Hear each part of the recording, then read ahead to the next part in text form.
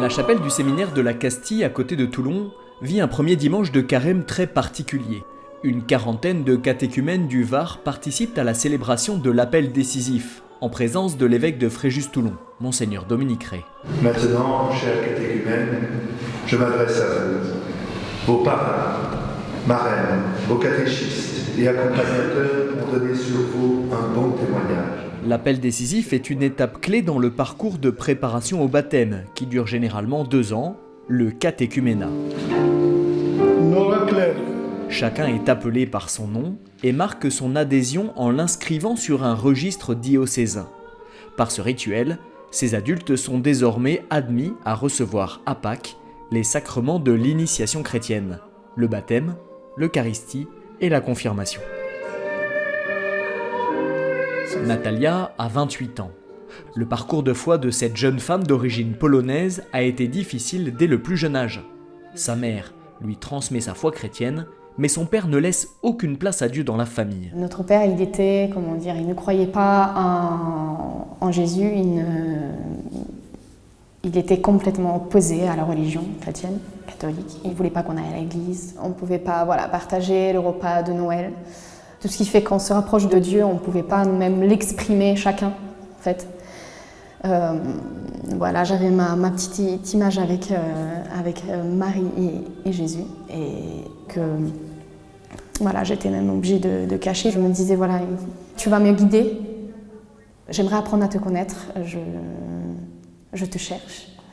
Déjà, je t'aime et j'ai confiance en toi. Bedel Sylvain. Sylvain, lui, ses parents sont catholiques, mais décide de ne pas le faire baptiser pour lui laisser le choix plus tard. Tout petit, nous ont laissé le libre choix à mon frère et à ma sœur de choisir si on voulait être croyant, non croyant, si on voulait peut-être changer de religion.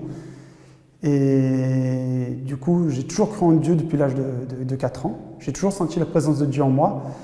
Et le problème, c'est que je ne savais pas comment communier, comment être en accord avec Dieu et en même temps ce qui était l'Église.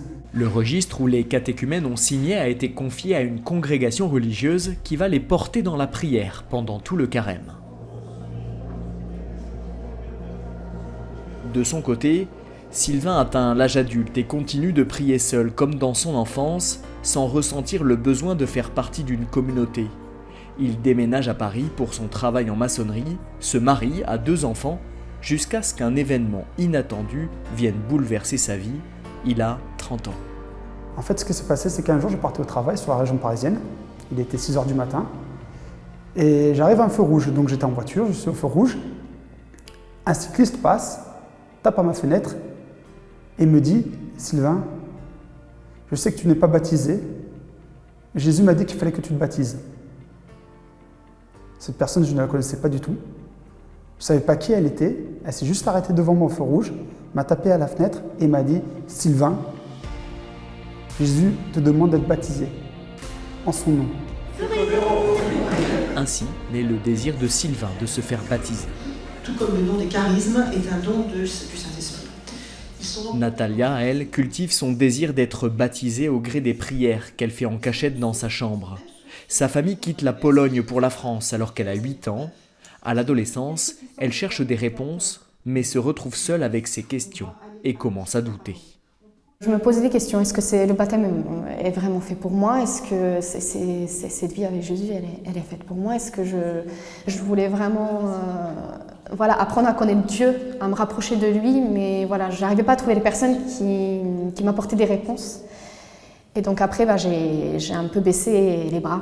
Mais c'est étonnant, mais je me suis toujours relevée et je me suis toujours dit non, mais en fait, Jésus m'appelle, il faut que je m'accroche, il est là. Donc j'y vais, je vais me faire baptiser, je veux qu'il fasse partie de ma vie, donc j'y vais jusqu'au bout en fait. La rencontre avec son futur mari, Mathieu, s'avère décisive. Je crois que c'est la personne que j'attendais en fin de compte, parce que Mathieu, il vit pleinement sa foi. Quelque part, lui, il m'a nourri justement de tout ça. Il m'en parle beaucoup, je lui pose beaucoup de questions. Parallèlement, Sylvain s'installe à la Farlède, un petit village du Var, pour se rapprocher de sa famille après un grave accident de son père. Le tournant se joue pour lui au contact de la paroisse. Quand je suis arrivé à la Farlède, un jour il y avait une journée crêpe, c'était en septembre, et les prêtres avaient invité les familles à manger des crêpes et en même temps à parler de l'église de la Farlède.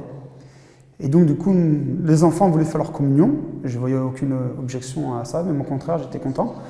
Donc du coup, je les ai incités à faire le catéchisme. Et du coup, j'ai croisé une sœur qui s'appelle Sœur Isabelle. Et j'ai eu comme une révélation me disant, voilà, sœur, il faut que je vous explique un truc. J'ai jamais été baptisé et j'aimerais être baptisé. Et la bonne nouvelle à tous les autres, témoigner ce que le Seigneur a fait dans ta vie. Ainsi a commencé le parcours de catéchuménat. Ces 2 dernières années, Sylvain a découvert et approfondi la vie de Jésus, a étudié la Bible, a intégré et pris part à la vie de la communauté catholique locale. Il l'a aussi vécu comme un temps de conversion personnelle. J'ai beaucoup demandé à Jésus de m'aider dans ces moments-là. Moi qui étais quelqu'un de pas patient du tout, qui était quelqu'un qui réagissait des fois souvent sur la colère. J'ai compris que voilà, en fait, cela pourrissait mon cœur.